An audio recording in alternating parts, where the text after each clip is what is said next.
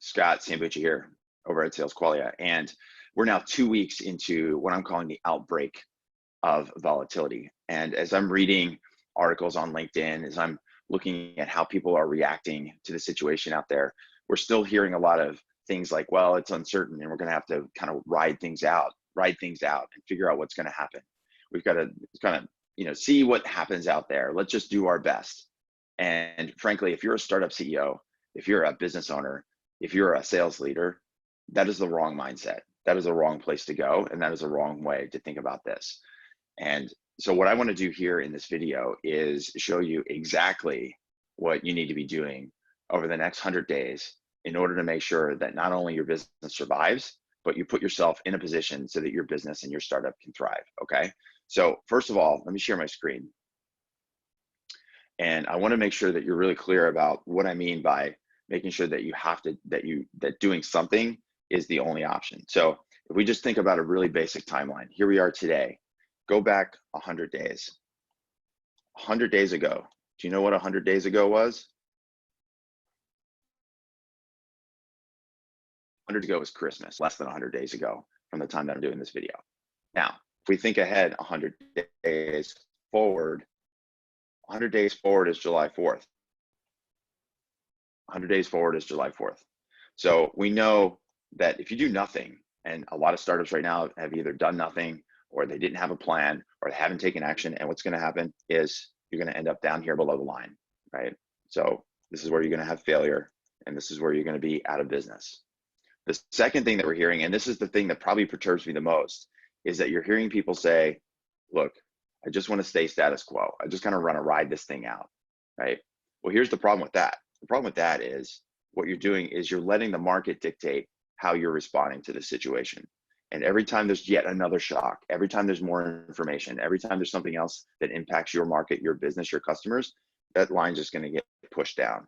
And so instead of staying above, keeping your head above water, what's going to end up happening is you're going to end up in the exact same place as the people without a plan and the people that are doing nothing.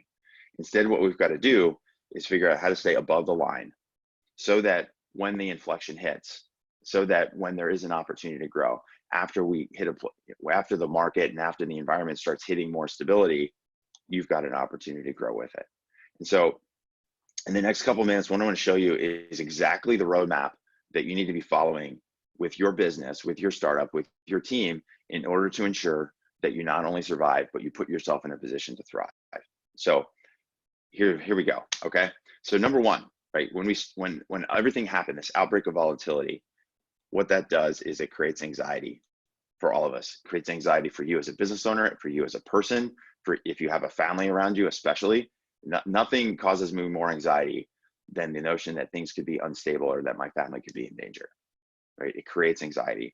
And when you have that anxiety, the way it manifests itself in your business is you become scattered. Your team becomes scattered. Your sales become scattered, right? The second thing that we do is we go into defensive mode. We sort of try to protect things. We figure out, how do we cut costs? How do we extend runway? How do we make sure that at least we can protect the things that we have? And eventually, though, we get to a point where we know we need to move out there and start talking to the market again. But this notion of selling, there's the big question a lot of people have right now is, should I be selling? Is now the right time to be selling? And we have this sort of feeling of, it feels a little bit, I got an email the other day. It feels icky to sell right now. We have this like icky selling feeling, right? You need to be selling right now. And I'm going to tell you that straight up. You have to be selling right now. Now, how you sell is different. And I'm going to talk about that in just a minute. So if we know this anxiety is causing us to be scattered, it's causing us to go on defense, it's causing us to pull back the reins and feel like it's not appropriate to sell, all that's going to do is put you in a situation where you end up below the line, right? And so instead of being scattered, what you've got to do is focus. You've got to focus your team. You got to focus on your team to make sure they're good. And then you need to focus your team on the work that needs to be done. You need to focus on your customers to make sure that your customers have everything that they need from you and that they're supported. And then the third thing you need to do is focus on your niche. Be the mayor of your town. Who are the companies specifically that you can help in this situation? And focus on that niche.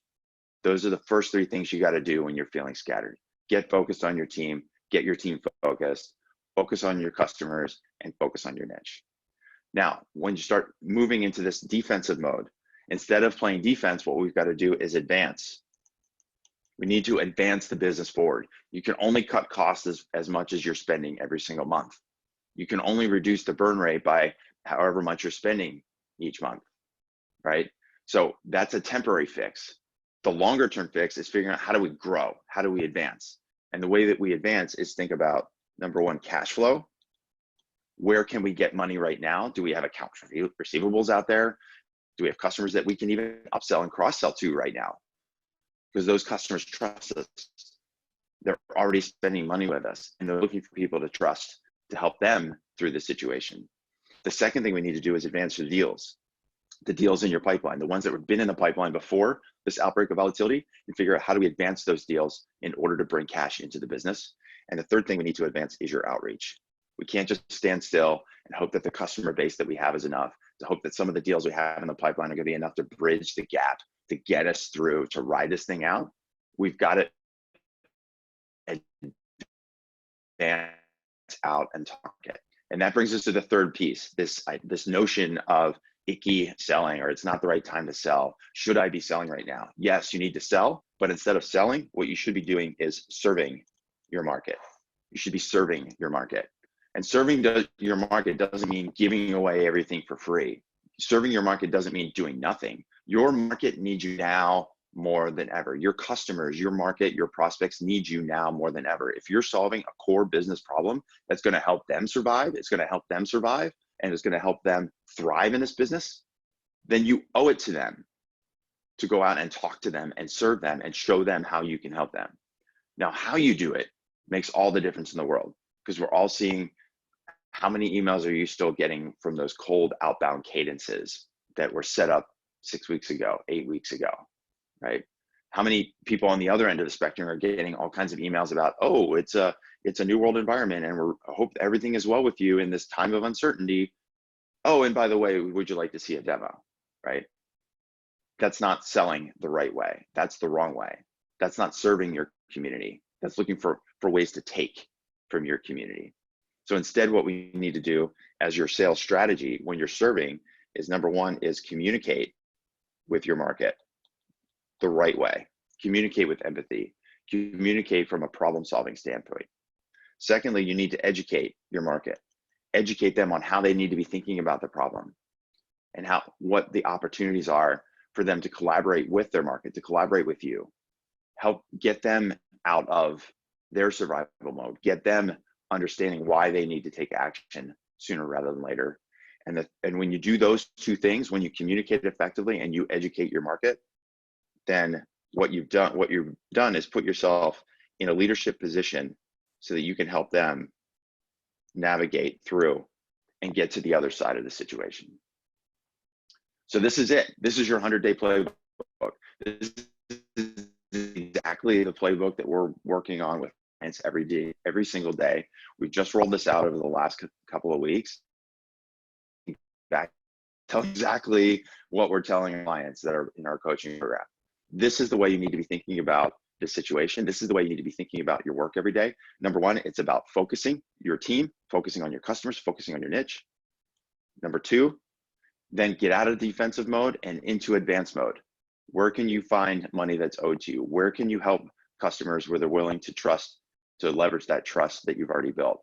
Where are you going to convert deals, and how are you going to do your outreach?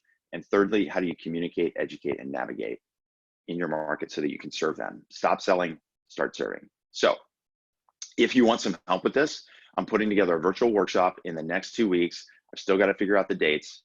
All you have to do is type the word action down below, and I will show you how we're going to help you build an action plan based on this framework for your startup. So I hope that helps you. I hope that helps your team. So let's stop talking about uncertainty and I'm not sure what to do, and let's take action. Let's get from anxiety to action so that you can build and grow and make the impact that you want to make in your market for your customers. Okay, that's it for now.